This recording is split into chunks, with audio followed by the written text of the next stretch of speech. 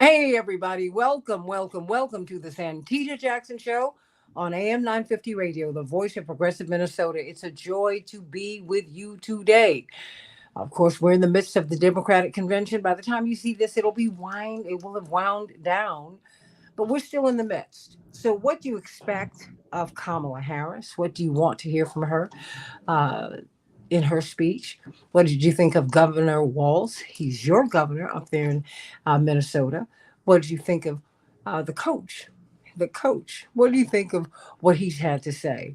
And where do you want to see the party go? I mean, let's talk about that. And what about all of these? What about the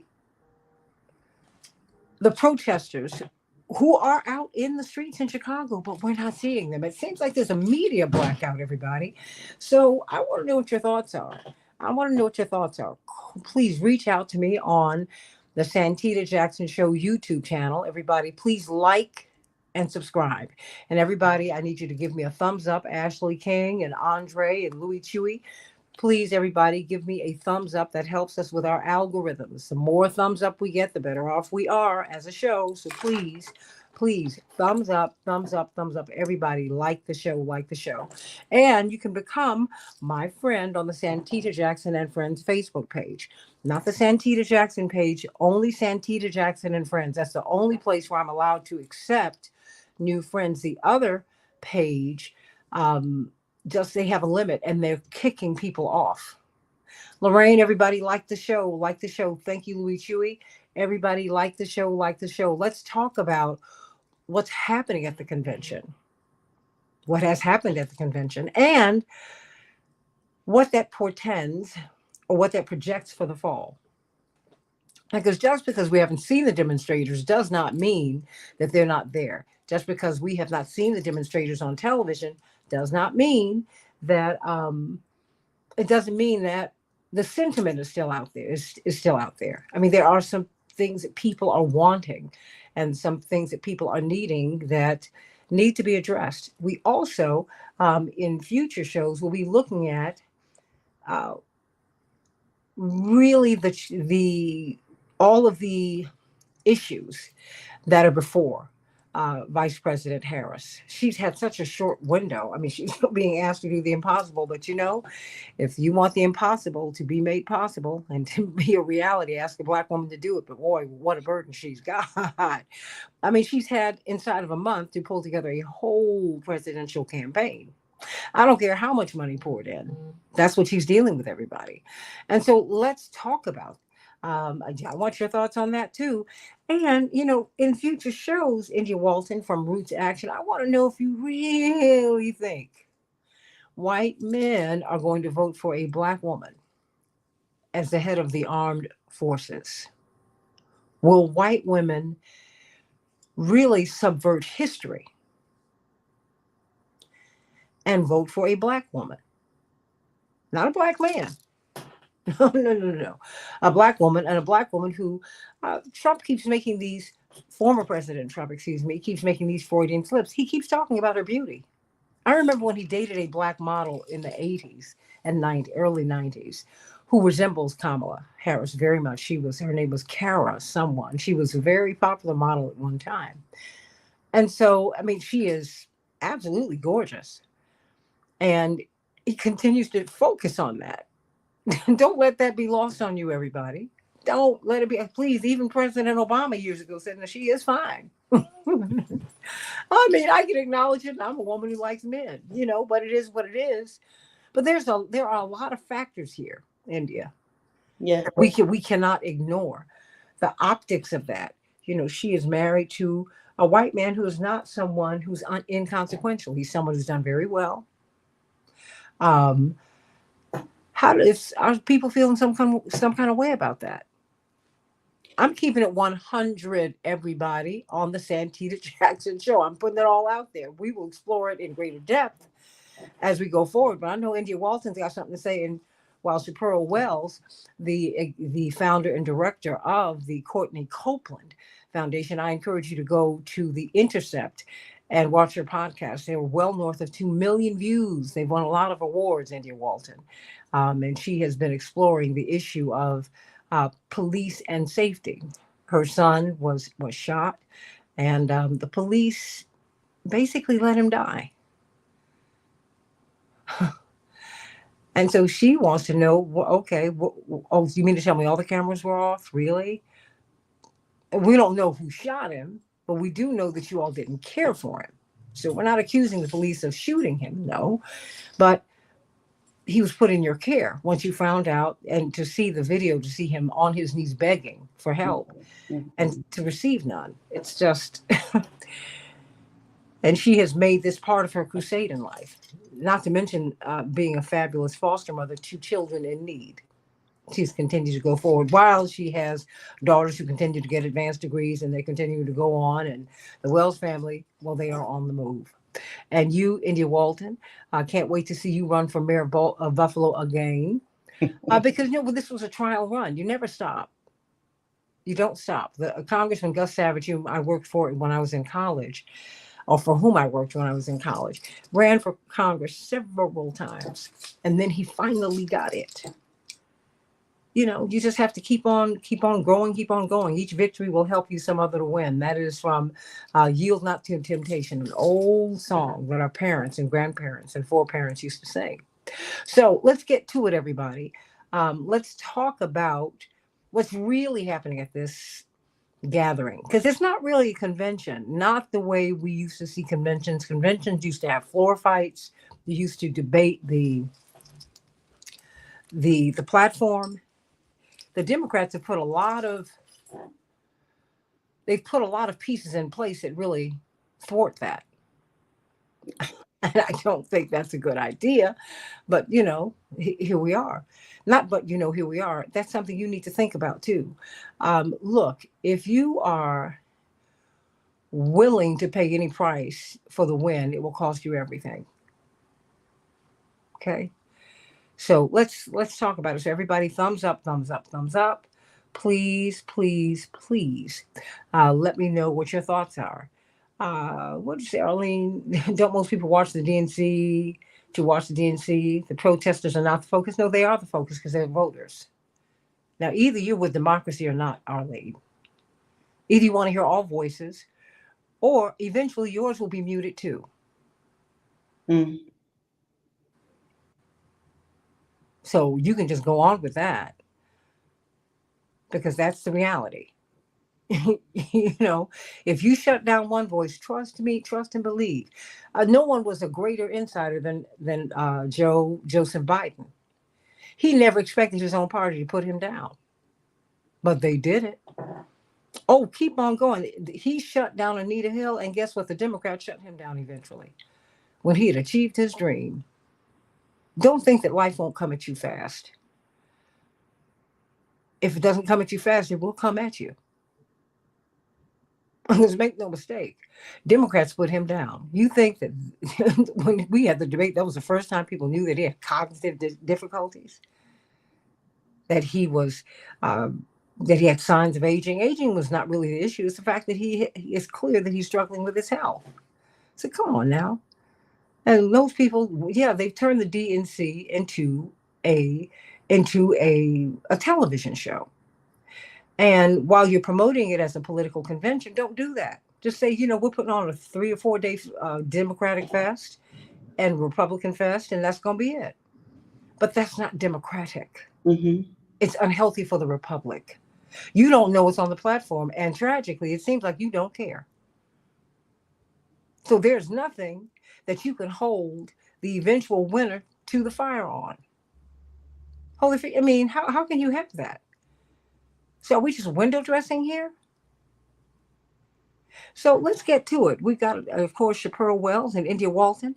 You reached out to me yesterday, and I said, hey, let's talk about it. Because I had made the observation. I said, where are the demonstrators? And I've been going over. I was over there late last night and left as early as I could. And, actually, it kind of worked out well because I've gotten the timing right, but I got there early enough and blah, blah, blah. Had a great time, saw some people, I hadn't seen in a long time, which was great, right? That had, you would think that there is no discontent in the party. and in America. And it's just not true. We're not trying to stir anything up today. What we're trying to do is pull things up so that they can be discussed. And perhaps Arlene and anyone else who who's listening, if you address the problem, then you can resolve it. But if you don't address it, oh well. So India, oh, what's going on? Roots Action and hundreds of organizations have gathered here. Well, have they gathered here, or did they just decide not to come? Well, thank you for having me here this morning. I think that to Arlene's point, the DNC is something to be watched, right? This has turned into a huge press event.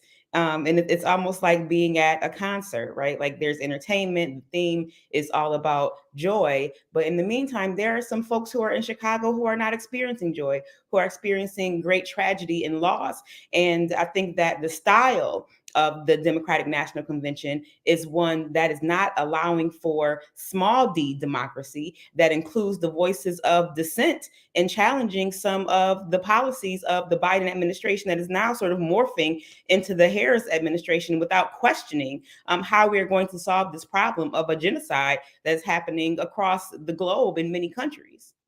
So you tell me, where are people demonstrating before I get into demonstrating about what you, because I saw a lot of people from all over the spectrum. You saw people who were anti-abortion and some people who were pro-choice. I mean, and these people were out at 10, 11, 12 at night. And while there were not, a lot of them right at the United Center, these people express a point of view, and you got to pay attention.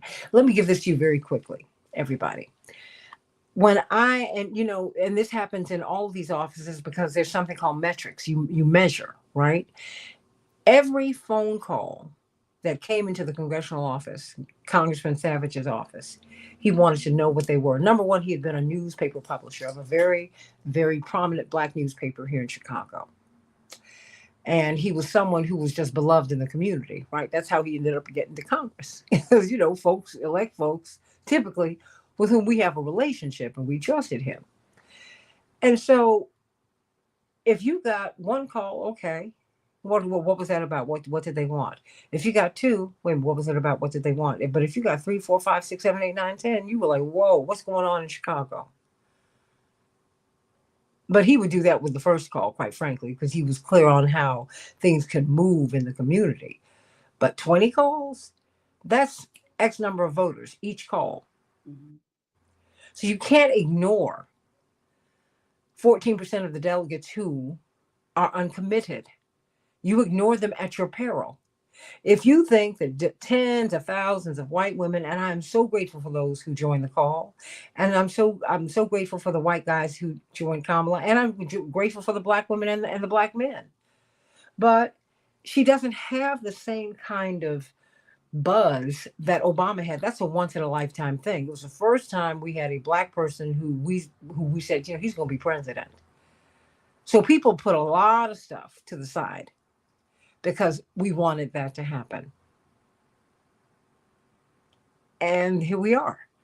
So I'm just saying, you tell me, I mean, what are you demonstrating for? I mean, and is anyone out there, India? I mean, yeah, there are lots of people out here. And I think that the difference between now, in the Obama era is that folks are watching this unfold on cell phones and on social media. And because there's not an international mainstream media presence in Palestine, we're seeing it raw and uncut from the ground. Wait, India, hold on. They've killed more than 40,000 journalists. 40,000 people, yeah.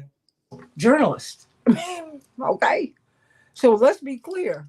The on the ground reporting is where you're getting the story, right? Mm-hmm. Yeah. And I think that, what I witnessed at the consulate the evening before last was a small group of protesters who were peaceful.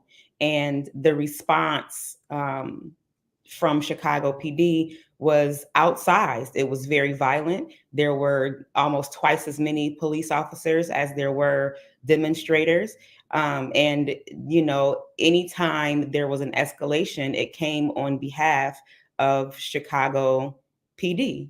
And I think that what is striking to me is, I've been researching the IDF and U.S. relations with Israel, and a lot of U.S. police forces are cross training with IDF. So these tactics that they are using against protesters here in the United States, not only in Chicago, but in Atlanta regarding Cop City, in St. Louis regarding the murder of Mike Brown, are the same tactics that are being used against Palestinian people. We cannot ignore this. We say that we are fighting fascism with the prevention of a second Trump presidency, but in reality, um, is the Democratic Party participating in those same tactics that are squashing voices of dissent, right? You have people who are asking to end the murder of innocent men, women, and children in Palestine and in South Sudan and all over the world, who are being told that their voices don't matter and that it's not important. Well, and there's been blowback here. I mean, we have college students and graduate students who are being criminalized, who are being told not being told, they're actually not getting jobs. Mm-hmm.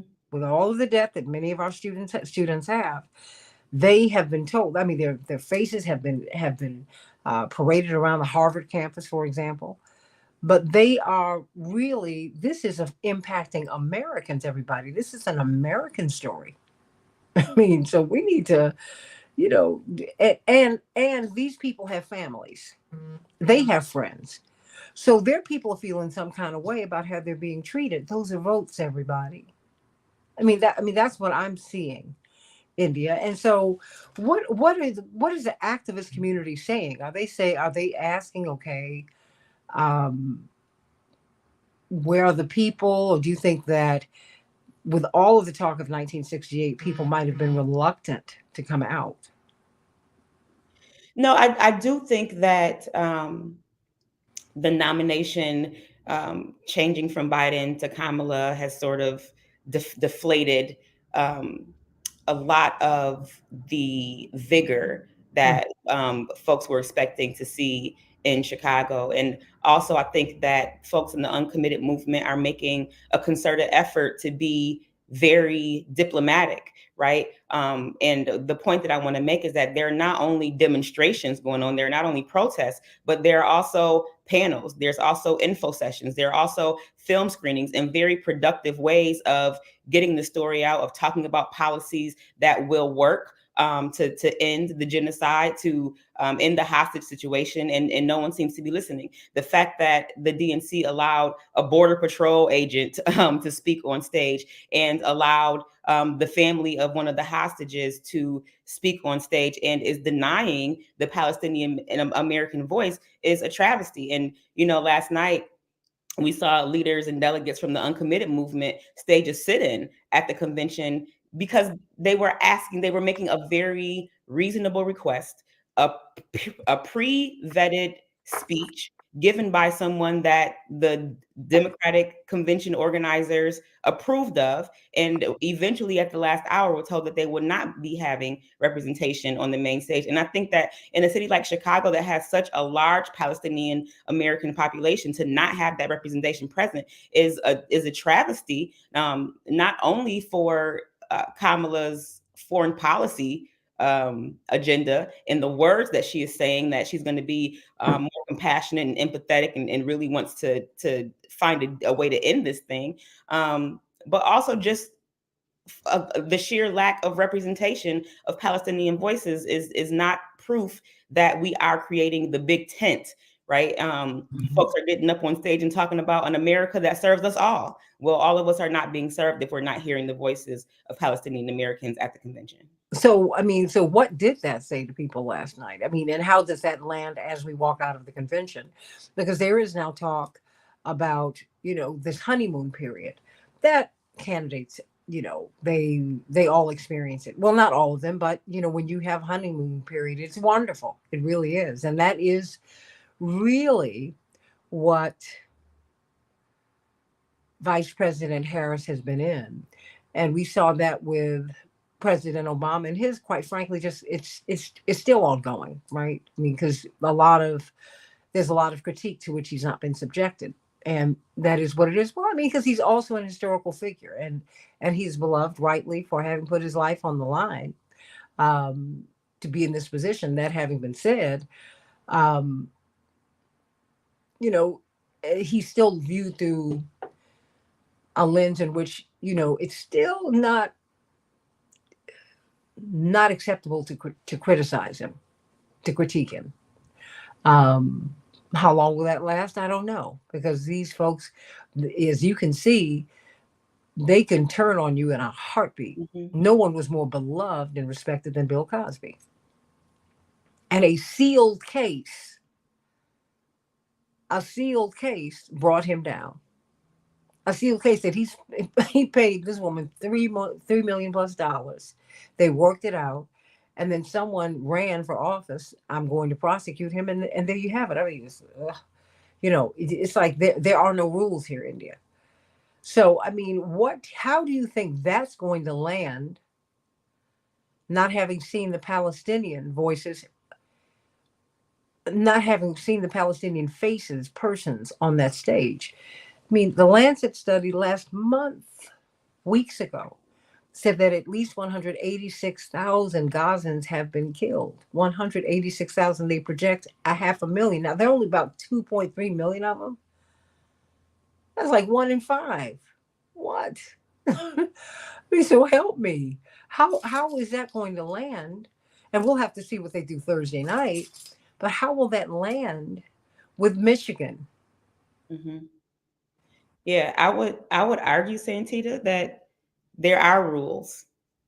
And the reason why we don't see a lot of criticisms of Obama, the reason why folks are um, really fighting against the voices of dissent. I mean, you know, Monday night a banner was unfurled, right? And rather than having a conversation about why people are protesting at the DNC, they were drowning them out, chanting "Thank you, Joe" and USA, and anytime someone says anything about the conflict in Palestine and the genocide in Gaza, um, it's ignored, right? So the rule is that you don't challenge the power structure. That what we have is the only thing that we can get, and we're not allowed to ask for more. And that is a problem with our so-called democracy here in this country. Either you're in or you're out. So I think that what is being risked, is the uncommitted movement is representative of almost a million voters. That could be the margin of victory or loss when we really get down to it. And, we've had conversations about these are not linear lines of thought. People who want an end to the genocide are not single issue voters. When we talk about things like universal health care, education, and housing, and the question is, how are we going to pay for it? But then you send $20 billion, billions with a B, over to aid Israel in the form of weapons and military aid and support, but we're not even taking care of people at home. These are not single issues. These are issues that affect us every day as Americans, notwithstanding the fact that I don't want to know, I cannot sleep at night knowing that there are babies being slaughtered, that there are fathers coming home to find out that their entire families have been killed, and these are innocent people, and they're not collateral damage. They are human beings, and we are failing as a nation to have compassion. I watched people walk out of that convention yesterday as the names and ages of the victims of the genocide were being called out, and they were plugging their ears. People Yeah. are plugging their ears, turning the other way, and closing their eyes, and it's a shame. And that is not who we are supposed to be as a country, as a nation, as a people. And there's no way you can convince me that we are creating policy and platform that is going to care for all Americans if we are not caring for the least of us, and that includes Palestinians. And they were saying things that were quite cruel to the Mm-hmm. protesters, and I mean, whatever their issues were, whether they were pro-choice or whether they were anti-abortion. I mean, I was shocked, to hear such cruelty. I said, whoa, wait a minute, hold on. But, we've gotten into a space, India, and I'm going to bring on Chaperl in a hot second. I want you to hear from her because she is, she has a voice in our community. Um, what was surprising was that we're now promoting censorship, right? And not just the muting of voices, but we're shouting them down. Mm-hmm. And you're not allowed in the building, and you're not a good Democrat.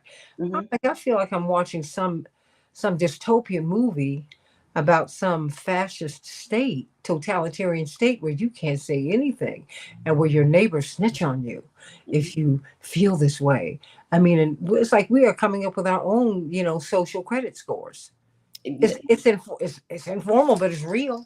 So true. And like, make no mistake about it, the founding of this nation was built on a protest, right? Wait a That's minute. On dissenters. Wait. These were rebels. They got into a fight. Many of them died. mm-hmm. Right? No, so let's because when you have these I love HBO. They have these shows like on John Adams, and they go back into that period, and you see, wait.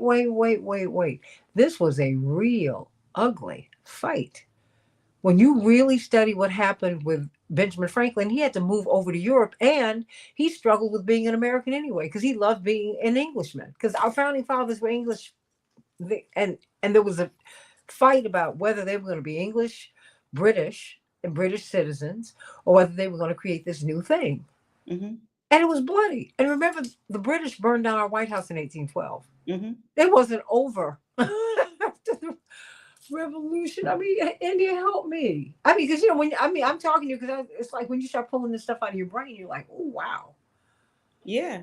And, we will be the first to talk about First Amendment rights when it comes to disparaging someone. But when you're when you're calling for an end to a genocide, people are labeled as anti-Semites.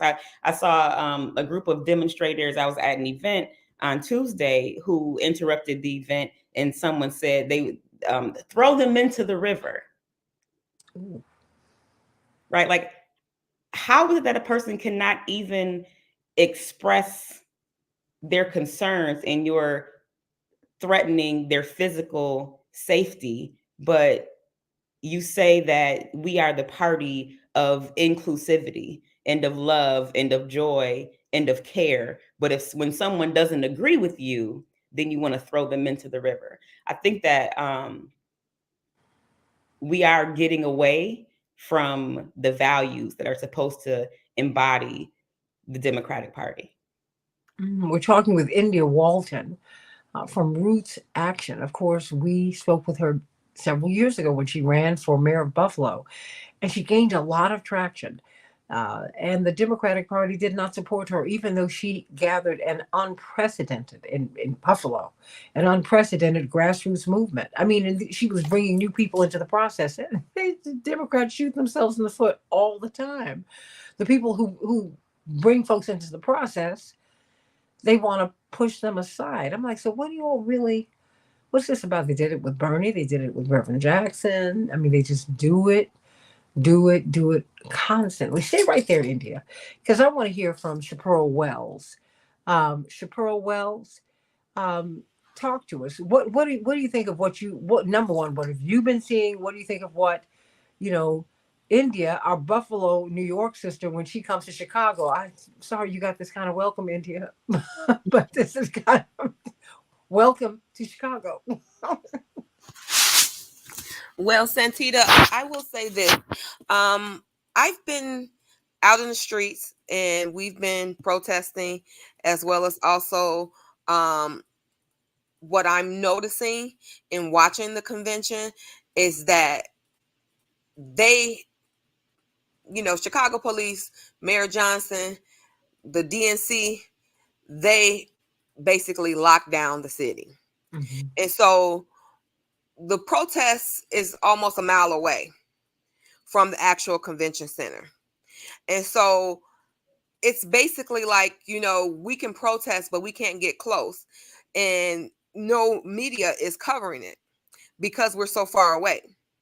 And what I've been waiting to hear, not only about, the genocide in Palestine, but also about justice and policing, Civil Rights Act. Mm-hmm. The DNC has not touched any of those issues. They touched immigration. Me personally, I'm not affected by immigration. I am more concerned about justice and policing. And these are things that we have been fighting for with the Biden administration, to ask for that executive order for the George Floyd Justice and Policing Act, because we need it. Because Black people are still being killed by police every single day. And we can't get our voice amplified for those issues. So they haven't talked about Gaza. They haven't talked about justice and policing, and they haven't talked about civil rights. And one of the things that I am wondering, how are you supposed to win if you you know basically if you prevent the dissenting voices from expressing? How are you going to win? Because what's going to happen is that those dissenting voices will more than likely stay home. Mm-hmm.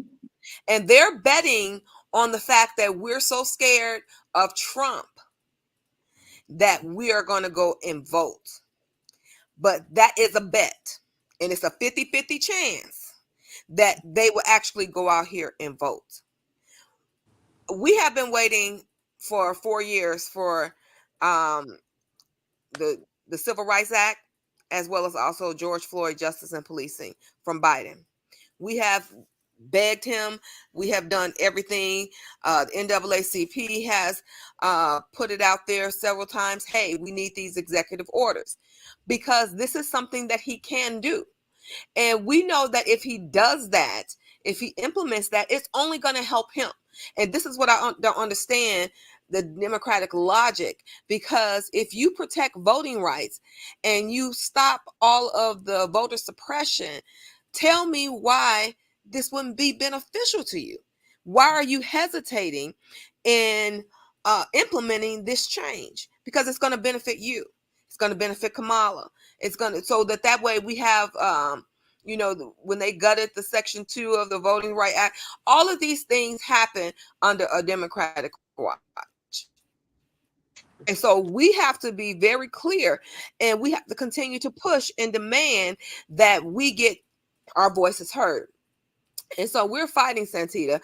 And unfortunately, because of the way the Democratic Party has basically infiltrated and blocked us out, our voices are not being heard. But we are in the streets. We are there. We just had yesterday, they were talking about prison reform and in mass incarceration. So there are people out there that are actually fighting for justice for the least of them. And so we have to basically beg the media to cover us, because we are out there. And so this notion is that there's no protesters in Chicago is a lie. We are there, and we are protesting this, and we have to continue to try to amplify our voices. But I'm waiting tonight to see if they will allow a Palestinian voice on the stage. I'm also waiting to hear those important things about justice and policing and civil rights, because if Kamala comes out there and she doesn't touch any of those issues, and I'm not talking about saying I'm going to protect civil rights, everybody cheering. No, I want substantive policy. What are you going to do for us? And the thing is that we're sitting up here allowing her to be all rosy colored glasses. No, I want real policy. What is your position on this? And so I'm looking to hear that from her tonight, to see where her positioning is, because I was shocked when Schumer got up there and said, I'm wearing this lapel to support Israel. But wait a minute, weren't you just talking about Palestine not too long ago? So But but hold on, Chaparral and India. And Chaparral, I want you to continue. But the thing is, you can support Israel, affirm their right to exist, and also support Palestine and affirm their right to exist. Israel, when Israel is safe, Israel cannot be safe unless the Palestinians have justice. Palestinian justice and Israeli uh, security are tied to one another. I mean, it's not a binary choice. It's just your existence, coexistence or co-annihilation. There's that too. So, it's like they're not hearing what people are talking about out here. And this hurts Vice President Harris and her presidential aspirations because these feelings are out here. I mean, what happened to her in Michigan with she had just met with the people from Committed. What happened to her in Michigan? I mean, people don't have to. What did John F. Kennedy said? The riots are the language of the unheard. People might not have a riot, but they will be heard, and they will be heard at the ballot box. They'll either be at the ballot box and not vote for you, or they will vote for everyone but you, or they might not show up. I hope that people will show up because look, as we look at George Floyd and Sonia Massey and all these cases, you got to vote about it. You really, really do. I mean, because the local prosecutors control this. The local judges control this. You vote them in, or you don't vote them in when you don't vote. I mean, it's just you got to participate. But I'm not the one who's got to get out here and convince people to vote. Even though some people think that that's my job. I'm like, no, that's your job. You all need to come out here, and you need to convince people to vote for you. But you can't just say it. You got to do something about it, Chaparral. I mean, so how do you feel? You're at the protest. You're at these demonstrations. And when you look at the news, because Chaparral, I know, and Indy Walton, she has this phone here, and she can do amazing things with this thumb. And she's doing this, and you are not seeing her. I don't know how she does it. Writes whole letters, and you're not seeing yourself, and other people are not seeing themselves on the news. What is that saying to you? I mean, basically, Santita, the only way that you're going to find out about the truth that's happening in Chicago is via TikTok as well as also Instagram, because they're actually people, the street reporters are actually covering it. You would never know that we breached a barrier the other day, so, things like that. You won't know that occurred because they tore down fencing and everything like that because they were trying to get closer to the DNC. And so you wouldn't know that. You would think that that there's no protesters out here and everybody is in agreement with the way the DNC is actually promoting this convention. And just like India said earlier, this is a concert. This is very, very, I mean, nobody, like you said, what is the platform? What have they put forth as far as an agenda? I remember back in the day when you used to have like the 10 bullet points. This is this is our platform, our Democratic platform. And they told you, these are the things that we're going to be fighting for you. Where is that? Where is that? We have mass incarceration. We have housing issues. We have so many domestic issues that need to be addressed. And we're sitting up here excited because we see Lil Jon, we see Stevie Wonder, and everybody's dancing and everything like that. But what is the platform?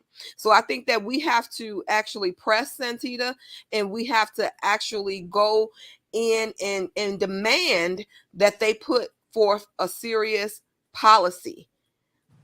Well, I want you both to respond to Lorraine Dunkley. Hey, Lorraine, love you and Mark and your beautiful family. She said, I believe Kamala, will lay out her plans after the convention. She has not addressed us with her plan, and I believe it will be addressed not long after the convention. Hold tight. Prayers, prayers, prayers, prayers, prayers. India? This is not the first time that Kamala has run for president. This is not the first time that she has run for office. She's run multiple times, and I'm sure she's had a platform each time. It's not as if she's starting from scratch. And she's in office right now. She's vice president. So there should be some, you know, there has to be some foundation or basis for where she wants to go. It's not that complicated, right? And I think that what we also have to remember is that the president is one person. And one person doesn't have all the answers, but you have a team around you. So this is not something that we should have had to wait for. Being VP and being next in line under a president that's in his mid 80s, you probably should have had something ready to go, or take what you had from 4 years ago, dust it off, make some improvements, and there you go. And I do not believe that Kamala is a person that will be so unprepared that she has to make an entirely new platform from scratch. There's a reason why this convention is more of a pep rally or a giant press event than it is a substantive policy discussion. I mean, you were with us at Progressive Central. The progressives are talking about policy. The progressives are making a plan for the next 5, 10, 20 years. What are we getting from the Democrats who are in power, who are continually asking for our support, asking for our organizing abilities, asking us to get people out to vote for them, and they're not giving us the answers that we need to have confidence that they're going to govern for the people? Chaparral? And I think, Santita, that they have to give us something. It's just that we have been waiting and waiting and waiting and waiting. We are tired of waiting. At some point, you have to listen to the voices of dissent, and you have to, you have to bring forth some type of agenda that is going to appease us. Because right now, I don't see me going out here and stomping for you. I can't do it because you have not addressed the key issues that I am more concerned with Gaza, with justice and policing, with Civil Rights Act. These are things that the three top things, more than abortion, more than immigration. These are the things that we as Black people need. Well, it's interesting. I mean, because Chaparral, stay right there. Chaparral, you was please, you respond, and then you, India, because culturally there are differences in terms of our priorities. Doesn't make it, a bad thing. I'm just saying it's just, like, we want the same things, but in different order. Is that a fair way of putting it? And because justice and policing lands real hard in the Black community, I don't care how poor or how wealthy you are. Because as First Lady Michelle Obama said, I have 2 daughters. I'm afraid for them to get in the car. Because before people know that they're Malia and Sasha, they see 2 Black girls. And now I see that even when a Black woman or Black girl is at home, Brianna, you are not safe. So, this kind of keeps my husband and I up late at night, which is why I understand my parents would say, no, no, no, no. When you get into your apartment, call me. Call. I mean, I've gotten, and I would do it, but sometimes if I didn't call quickly enough, my father would be on the phone. Your mother's worried, and you are too, Daddy. Okay, I get it. So I was still trying to get him to, the cab took another route and blah blah blah. Well, we're concerned. That's a real thing, y'all. I mean, but and pro-life, when Black women ain't got no money, y'all ain't talking about my money. And my money, India and Chaparral, I need my money. See, wait. I got to work 19 months to make what a white man makes. Similar, by the end of my work life, the average Black woman has lost almost $900,000 because of the wage gap. Wait, I need my money. So maybe I don't hear y'all talking about that wage gap enough. Indigenous women almost have to work 2 years to make what a white man makes in 1 year. 23 and a half months. I mean, for real? Just look up Equal Pay Day, y'all. You'll be like, whoa. I mean, these are so, and I'm not, and so even that's why I'm asking, like, okay, it seems like we're not addressing these issues. And I was glad to see Stevie Wonder. I was glad to walk into the hall and see John Legend rehearsing. That was lovely. But I'm old enough to remember when Kate Smith was about it. And then if you got Ray Charles, woo, Lord, singing America the Beautiful, that was it. And it was an America, it was a song to, trying to bring the people together. And of course, times change, things expand. I get it. But right now, you've got some real pain out here. And, what I heard you when you called, that's why I said you'll be on in the morning, India. You know me, I was like, okay, I'm with it. Because I want you to have a voice because I think that you have a voice. And plus, I want you to run for office again. That haven't been said. And I mean it. Because we need someone who's going to stand up for the people. And eventually, as you continue to register people to vote, as you continue to make the case before the people, they're going to push you to run. And you might have something else you are up to. And you will win. And they will win. So don't stop. Okay? I mean that. That having been said, I mean, you are here. And this honeymoon period, because I keep hearing even Tavis Smiley, who's so progressive, and I have so much respect and love for Tavis, because he's been willing to step out on a limb. And he, they sawed the limb off on him during the Obama years, but somehow he got caught in the leaves and caught a branch. And he's climbing back up the tree again. So I want to know, I've heard several people say who are knowledgeable about politics, this is still Trump's race to lose. Because even with this honeymoon period, Chaparral in India, the race is virtually tied. She has not run away with the race yet. And don't be fooled. When we have this debate, everybody says she's a prosecutor and she's going to wipe the floor with Trump. Trump plays dirty, y'all. You don't know what he's going to say. But be very clear. He can get all the advice he can get from psychologists, social scientists, and blah, blah, blah. Don't step across this tripwire. This is power, everybody. Ain't nobody going to give it to you. And it's the dirtiest game in town. Mm-hmm. Okay, India, Chaparral. My father was anxious about the first presidential debate that he was in. He called our pastor. He called the former president of his university, who at that time was the senior pastor of Abyssinian, Adam Clayton Powell's church, Reverend Dr. Sam Proctor. And when he got to my mother, who is, Chaparral knows her well, and my mother is, let's say, she's a real one. And my father said, "Oh, Jackie, I think I'm feeling a little anxious." And my mother looked at him, and instead of saying, "Oh, baby," she said, "Do you think these people are going to give this to you?" She said, "Now, honey, we all the way out here, and our people need us. So now you get yourself up and you win this debate." My father said, "Well," I said, "Well, what did you do?" He said, "I got up and your mother and I walked out the door." He said, "So my little sympathy drop was over." Because she said, "No, and he said, "She's been my toughest critic and my chief cheerleader.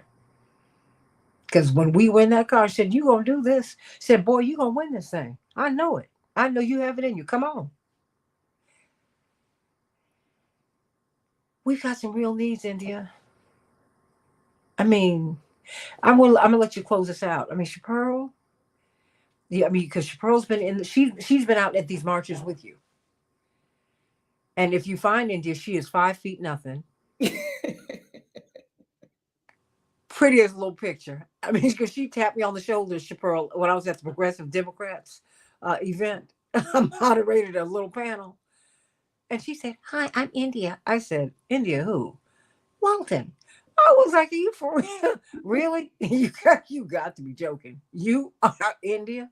This little hellion, this woman who's raising all this cane. Okay. I'm with it. I love it. Chaparral, I mean, what do you want to see? Because you're going to hear, what do you need to hear from Kamala Harris? What do you need from her now? I absolutely need her to affirm that she will support the George Floyd Justice and Policing Act. I definitely need to hear her say that she wants a ceasefire, permanent ceasefire in Gaza. And I also need for her to affirm about the civil rights law legislation, because these things are going to help her. She also needs to address the housing crisis that we have in America.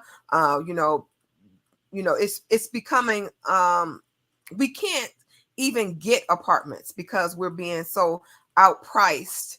People are losing their homes because of property tax increases, and so we are in trouble. So this, when they talk about the economy is doing so well, for who? For who? She needs to get down to the kitchen table issues and actually realize what the average American, because she is not, I feel like she is really in the upper middle class, that she's catering to them, but she's not with the people in the middle class and the lower class. And so those voices are not being heard, and those issues are not being addressed. And when we talk about immigration is something that a lot of people have, especially Black people. They have a huge issue with you doing blanket citizenship, and Venezuelans getting a whole bunch of money, and we in housing, and we can't get nothing. So there are a lot of issues that she needs to address, and I hope that she will come to her senses and actually address some of these pertinent issues, because we need for her to. Else she's going to lose. She will lose because people will not come out and vote.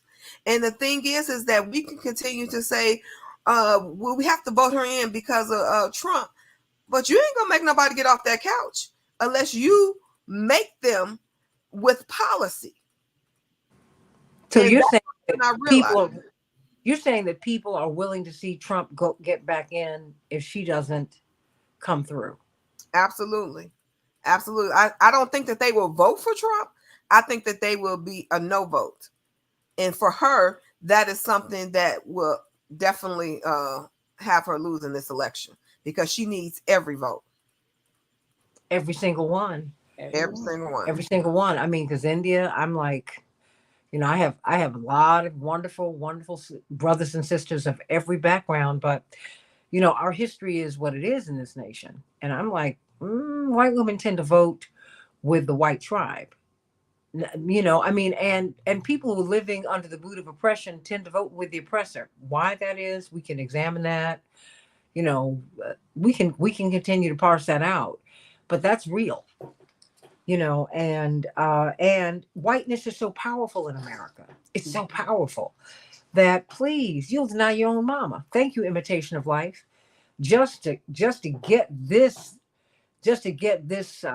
what the challenge of blackness for some people, because to me, I'm proudly Black, and I wouldn't be if I had a choice.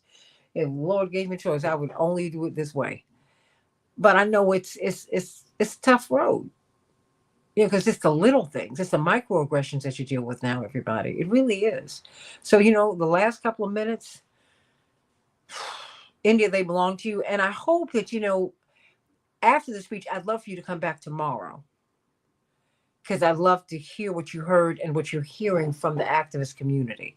Yeah. And Chaparral, I want you to come back too, because I think we've got to break this down, and not break her down, everybody. Break this down. Nobody is what we want. We want her to win, but she can't win unless we win.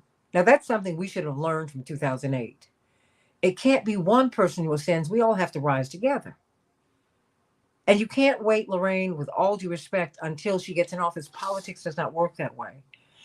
You get what you need before you get who you want. Did I not say that, Chaparral, some years ago? Chaparral used to give me the business, girl. She gave me fever in 2008. I said, I'm supporting Senator Obama. I said, but if you don't get what you need, what's the point? Tim Scott, and Kamala Harris even said, there's no racism in America. And on paper, that is true. But factually, that is not true. And I can't have some person of another race look, if someone from of another race is going to acknowledge my problems before you do, I have to work with them because I'm worried about my nephew walking out the door. My niece too. I mean, what? You can't get a loan. You can't afford your house, and my money's going toward a a genocide. And you talking about putting the Haitians in jail on Guantanamo Bay? We haven't even gotten there. Last 2 minutes belong to you. You got them, India.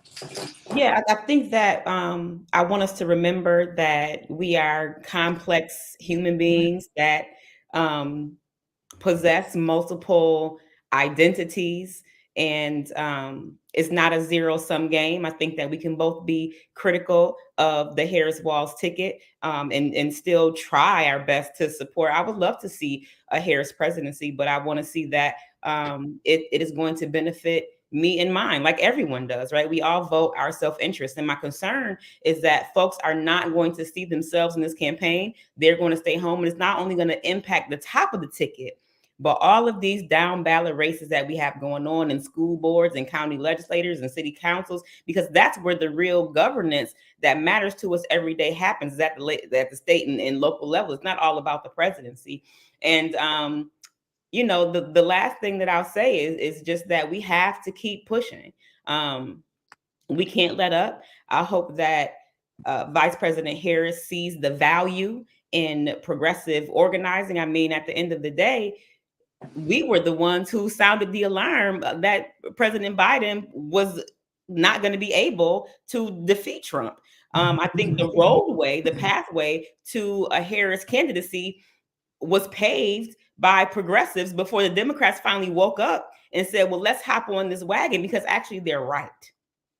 So I think that I want to see them value our knowledge and our organizing and know that they can't win this without us.